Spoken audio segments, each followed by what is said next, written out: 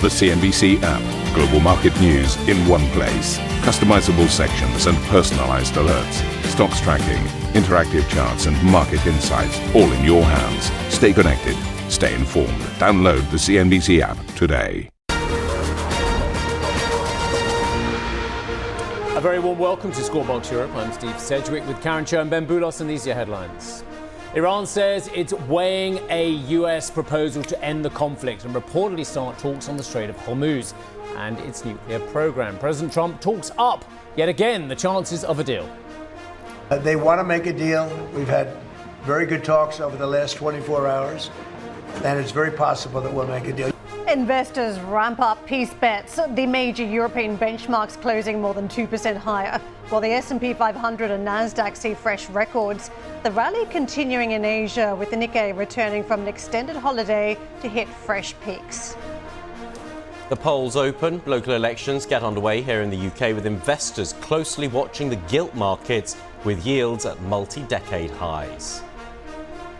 And we've got Shell looking like they've beaten on their numbers, with the figures coming in way above expectations for the first quarter. Adjusted earnings $6.92 billion versus expectations of 6.07 as well. Although they are saying, of course, that they need to have bearing on the fact that there will be an impact, of course, on production, especially on oil and gas, because of the Middle East conflict.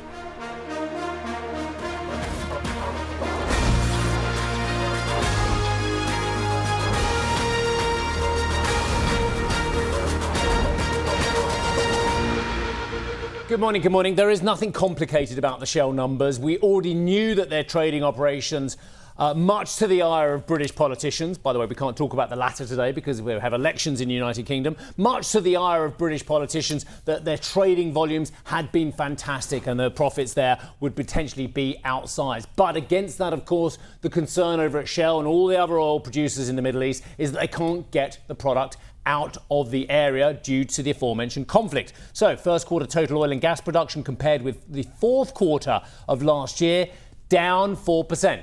It's obvious, isn't it? Mainly due to the impact of the Middle East conflict on Qatari volumes. They have a very big operation in Qatar as well. The integrated gas production second quarter outlook reflects the impact of that ongoing crisis, including Qatar. But I'll go back to what I said in the headlines. Big numbers in terms of the beat as well. 6.9 billion on the first quarter adjusted, as opposed to expectations of 6.07 billion as well. Now, what are they doing with their spare cash? Well, they're doing the same thing that they have been doing beforehand, and that is buybacks. Buybacks across the board we're seeing in this sector. A share buyback of $3 billion has been announced as well. What is really interesting is Welsh and Scottish is putting his store out of catching up the US majors, catching up and lowering that gap. That is his main aim, really, as CEO of Shell. And they still trade at a discount. Shell's trades at 9 times forward, as opposed to Exxon, which is the benchmark, I guess, trading at 15 times forward. But as you can see there, year-to-date shares up 17%. In the meantime, from the people who produce the product to the people who transport the product and put it in their ships, Maersk. This is the first earnings report we've had since the Middle East conflict, as we've talked about the disruption on the high seas. Highly significant to look at the numbers today. Maersk has revealed it's maintaining its full-year numbers, its guidance that it put out despite all the volatility we're talking about. 2026 view still intact at this point. Q1 revenue at 12.9 billion.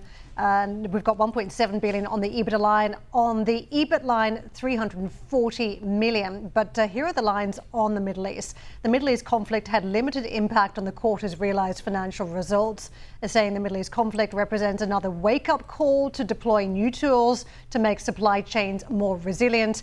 This coming through this morning, and that the conflict represents another wake-up call in terms of those strategies to mitigate future disruption. The area where we are seeing some impact, oceans results, mostly impacted by continued pressure from lower loaded freight rates by 14%. Logistics and services business performance continue to improve. Revenue 8.7% is what we witnessed. free cash flow of negative $874 million US. It declined due to lower cash flow from operating activities. When it comes to some of the other lines we're seeing too, this was from the CEO Vincent Clerc. He's saying we're seeing strong demand across regions in the quarter, supporting robust volume growth in 3 business segments. Ocean in particular, market volatility remains high. Industry oversupply that they're citing continues to put pressure on the rates. There was a drop in rates that I mentioned. In the environment, their discipline focused on cost management continues to help when it comes to this resilient performance. So no doubt a lot to wade through, all the specifics coming through from the CEO later on this morning. Don't miss that conversation, 7:45 London time. So Iran is reviewing a US peace proposal. A spokesperson for the country's foreign ministry said multiple reports on Wednesday suggested Washington and Tehran are closing in on a one-page memorandum to end the war and begin talks on key issues. US President Donald Trump struck an optimistic tone on the possibility of reaching a deal. Now we're doing well. Now we have to get what we have to get. If we don't do that, we'll have to go a big step further. But with that being said, they want to make a deal. We've had very good talks over the last 24 hours, and it's very possible that we'll make a deal. Reports of a possible agreement between the US and Iran sent crude prices sharply lower in Wednesday trade. Prices, though, holding steady today as traders monitor the latest developments out of the Middle East. And the man who's been giving us consistent and brilliant coverage out of the Middle East is Dan Murphy. And Dan, my goodness me, you must need a break by now. And hopefully we'll getting to a conclusion here. But here's the thing. This is what one page looks like. I'm just holding up a sheet of A4, Dan. I know you can't see it as well. The Joint Comprehensive Plan of Action is generally recognised, and I just put it into an AI model, as being 159 pages long. One page versus 159 pages long, which is what the previous deal, the Iran nuclear deal, looked like as well. Dan, we are miles away from having a long-term deal here, aren't we? I think that's a fair point, and also it really underscores the fact that we still don't exactly know what is on that one page. And Steve, you mentioned the reaction that we've seen in markets. I just wanted to take a beat and focus on this for a second, because oil prices have really taken a super significant dive over the last 12 to 24 hours, primarily fueled by reports that the US and Iran are nearing this preliminary peace agreement. We saw WTI stabilizing at around $96 a barrel after a massive intraday tumble where it touched lows near 85 USD. Brent now trading at around $100 a barrel, down from highs of around 125 USD seen late last month.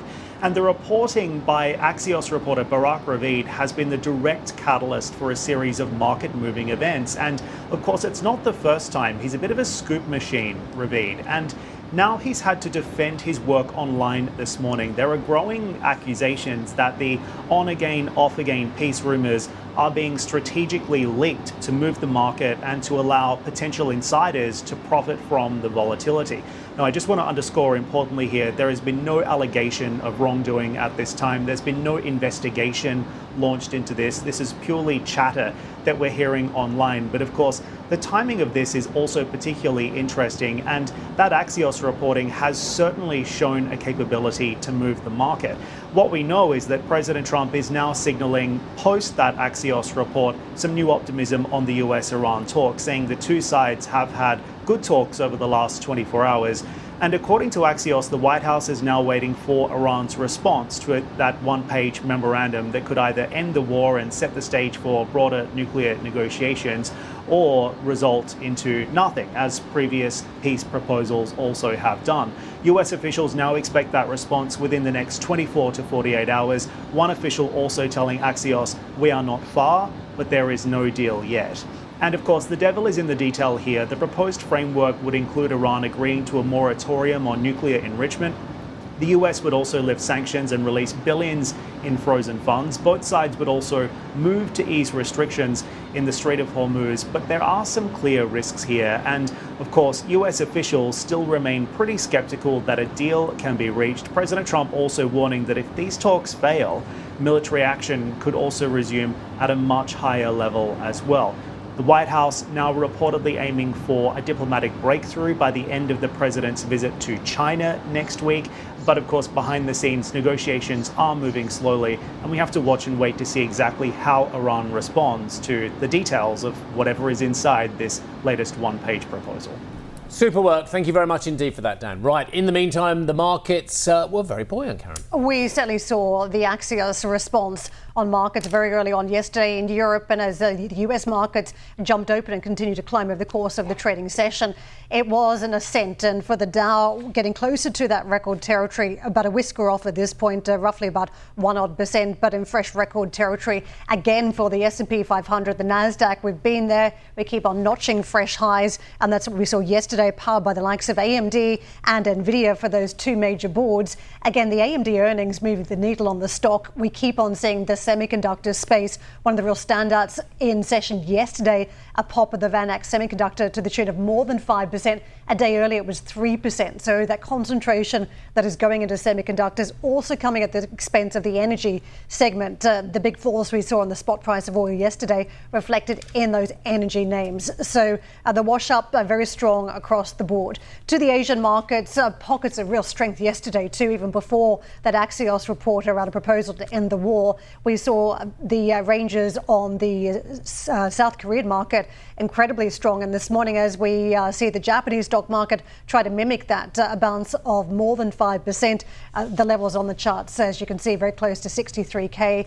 The Hong Kong market strong, along with China. The South Korean market also another pop there. Not quite as strong as what we had a day earlier, but again, fresh record territory we continue to see on that South Korean market thanks to the tech story. To the European markets, interesting to note that yesterday, as we had gains of 1.25% on the Dow, that we marched higher by more than 2% on the European market. So we saw the initial response to the Axios report around the potential way to end or find an exit point here around the Middle East conflict. Those boards here in Europe stepped up to beyond 2% gains, and they held on to it crucially over the course of the session. So this morning we're looking to see a little bit of give back on that German stock market, but the FTSE is expected to hold the position that it gained yesterday. US futures in the mix, and whether there's any fatigue in that story creeping in now to stateside. You can see the Nasdaq staying a little bit more cautious at this hour, and the other boards indicated it fairly flat. Let's get to Daniel Morris, Chief Market Strategist, BNP Paribas AM. Daniel, I'm not sure it's an overreaction when you look at Europe and how the markets here responded, but it was almost the end of the war trade that came in very quickly to the markets. Could be premature given the scant detail we've got at this stage, but the markets in Europe have been sold off in recent weeks. So how do you contextualize the move we saw yesterday? Well, if you look at the returns you've had, I guess, since the war broke out, initially, clearly, the war was the key factor. But over the last couple of weeks with the start of the U.S. earnings season, you've now had all that story that's really supported the U.S. through a lot of the war news, whereas Europe just kind of has continued to suffer because on one hand, you still had the overhang from the war, and then the earnings season, frankly, hasn't been all that great. So you're kind of looking for whatever good news you can get for European equities right now, and the market clearly latching on the positive perspective for the end of the war. So strategy-wise, what do you do? Do you chase some of the room that has been left on the boards here in Europe that have now backed away from their high points from earlier in the year? Or do you go with the crowd and you chase the semiconductor momentum? Well, I guess if we look at how our allocations are currently, I guess with a slightly longer term perspective, I mean, we're more positive really on U.S. equities and tech in the U.S. and tech within emerging markets. So instead of trying day to day, who knows what the next tweet or truth post is going to be, that's something that we see is a bit more sustainable through all of the news. That said, we are focusing on particularly the strategic autonomy story within Europe, because in all of this, the context in terms of the need for Europe to be more independent, if you will, from the U.S. has just only been re-emphasized over and over by the development on various political fronts. So we think that's going to be, and has been, also the key sustainable story in Europe. And then, Daniel, just picking up on sort of away from AI, the sort of the more traditional sectors and industries. I mean, services, for example, we've got what you identify as a disconnect now between the direction of travel in the US and Europe. Mm-hmm. Just explain where you think that leads the opportunities to be found? Well, I think what's also been notable is, again, for the last 6 months or so prior to the war, if you looked at kind of value-oriented indices, so I'd include Europe in that and say Russell value in the US or Japan, they all kind of moved together. There was relatively little difference in the returns. But now you're starting to see a breakout of Russell value in the US. So it's that strength, honestly, in the US economy and then in US earnings for non-tech stocks. That's probably been one of the bigger surprises of the earnings season. You know, it's been very good for the S&P, but it's not just tech that's driven those earnings. It's broad-based, whereas you haven't seen that breadth, that broadening in Europe. So I think that's the other key story. We have talked about tech and non-tech for a long time, but you're starting to see a lot of the non-tech strength really just in the US, though, where Europe has still lagged. And then the point you referred to with the PMIs and what that tells us about manufacturing as well. Yeah. Again, a very divergent picture. Well, also, it's a bit, I want to say, puzzling, but beneath the surface, the manufacturing PMIs really across the board have done pretty well, which is more or less the opposite of what you would have anticipated. Part of that, though, is the way they calculate it. There's a delivery time factor. So essentially, if it takes longer for factories to deliver, that's considered positive because you're evidently supposedly producing a lot more. Now, in this case, currently that's probably not the case, but it's kind of artificially perhaps boosted the manufacturing PMIs across the board. Where again you see the divergence, so it's on the services side, which have done pretty poorly in Europe, at least what we got for April, whereas in the US they actually went up. So it's that impact that we know anyway was stronger in Europe. You see it, honestly, a bit more in sentiment, if you will, affecting the services sector, perhaps consumers being worried about all of this. Not yet, at least not yet for the manufacturing sector. Daniel, I don't know how I've managed to hold this seat for so long because I'm clearly stunningly dumb. Because I don't understand why within tech, within US tech, I pay 21 times forward if I buy one NVIDIA share today, but I pay 41 times for an AMD share, and I pay 89 times for an Intel share. Why on earth would I pay a multiple of 4 times the value of NVIDIA for buying one Intel share? I guess we look at it more at a diversified index level. And if you look at multiples... Why would you want the one that's the behemoth with the moat when you can buy the one that's actually trading at 89 times forward? One way to look at it, I guess, is to look at one particular stock versus another. I think if you look at the exposure to tech... Isn't that what we're supposed to do, look at one stock versus another? In this case, not necessarily, because I think with tech, it's the diversification story. So on one hand, diversification, we've talked about that for an ever. But with AI, I think it is not per se unique, but particular in that it's so disruptive, right? Yeah. You don't know where the next surprise is going to come from. Or maybe you do and you're the hedge fund manager, but if you don't really know where the next shock, the next disruption, you really want to be exposed to the whole space. And then if you look at valuations across all of tech, they're quite reasonable. They're at average forward multiples compared to a lot of other markets where they're higher. So certainly individual stocks are going to be high or low, that's fine. Why does nobody look at history, Dan? Why does nobody look at what happens in every single technological cycle since, I'll go back to the 18th century, since the British Industrial Revolution. You go back, whatever it may well be. Every single tech innovation, it's the same cycle. Why is this going to be any different? Why would I pay ridiculous multiples for stocks, hoping they're the next big thing? But my point is that if you look at tech as a whole, and this includes emerging market techs, and we know how well, say, Korea and Taiwan have done. We're not looking at tech as a whole, because we're not looking at China. And when we look at China, we see that they've destroyed every bit of tech that everyone else has produced and done it a lot cheaper over this entire century. Well, that's another part of the opportunity set. So again, diversification, you want to be exposed to emerging market tech, and you want to be in US. I don't want to diversify from paying something that's reasonable value to something that's bonkers value. Why would I do? How is that diversification? But the problem is that NVIDIA and AMD play in a slightly different space. So AMD is trying to bring down the cost around these large language models. So your bet is that NVIDIA conquers all, the people willing to pay up for those chips forever. Whereas AMD, the diversification, as you're mentioning, is around bringing lower cost technology into the mix because of open source, running these performance at a better rate versus NVIDIA. So that is the diversification strategy. Do you want to pay more for that is the question. Well, some people do want to pay more because they may think NVIDIA is going to be disrupted at some point. Back to the moat. Is its moat protected forever? Daniel Morris, thank you very much indeed. Pleasure. I still don't understand it. There you go. I'll remain ignorant. Daniel Morris, Chief Market Strategist at BNP Paribas AM. Nice, thank you. Coming up on the show, we'll dive deeper into the latest numbers out of Shell as the oil giant posts first quarter earnings. Plus, Arm's latest earnings see a volatile session for the stock, whipsawing in Wednesday trade. And we'll speak to the CEO of Maersk following the shipping giant's first quarter results. That conversation later this hour.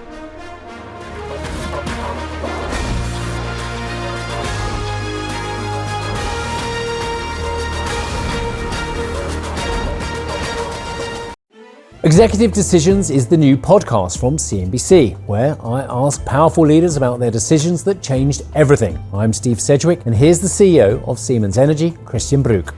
Business leaders should not stay quiet in a world which is super complex. We sit in a privileged position, and we have to use that to ensure that a society remains prosperous, stable, successful. That's Executive Decisions with me, Steve Sedgwick. Get it wherever you're listening to this.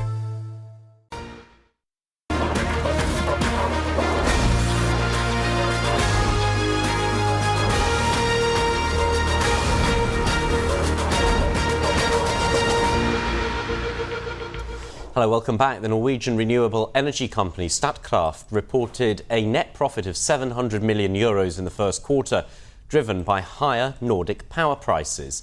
The group says its cost-cutting measures and divestments were showing early signs of progress. Birgitte Ringstad Vartdal, CEO of Statkraft, joins us now. Birgitte, good to have you with us. Just run us through the numbers and what has led to this profit that you're reporting.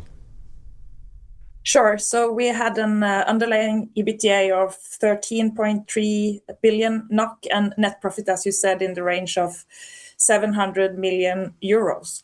We had strong operations in the quarter and then higher power prices in the Nordics that led to a strong result for Statkraft.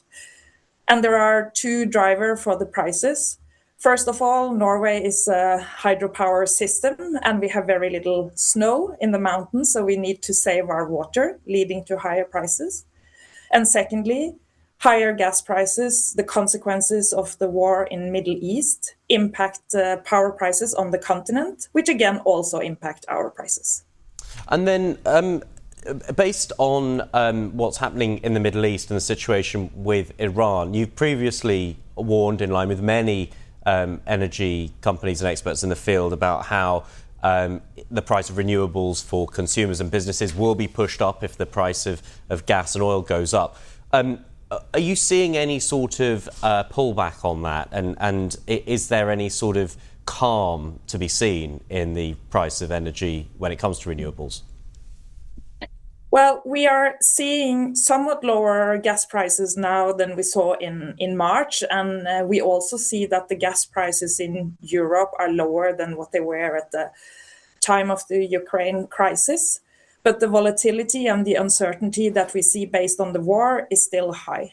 Having said that, more renewable in the system that we see now reduces sort of the cost of electricity to the customer. As we go into summer, we see more solar generation, which is positive, driving prices down.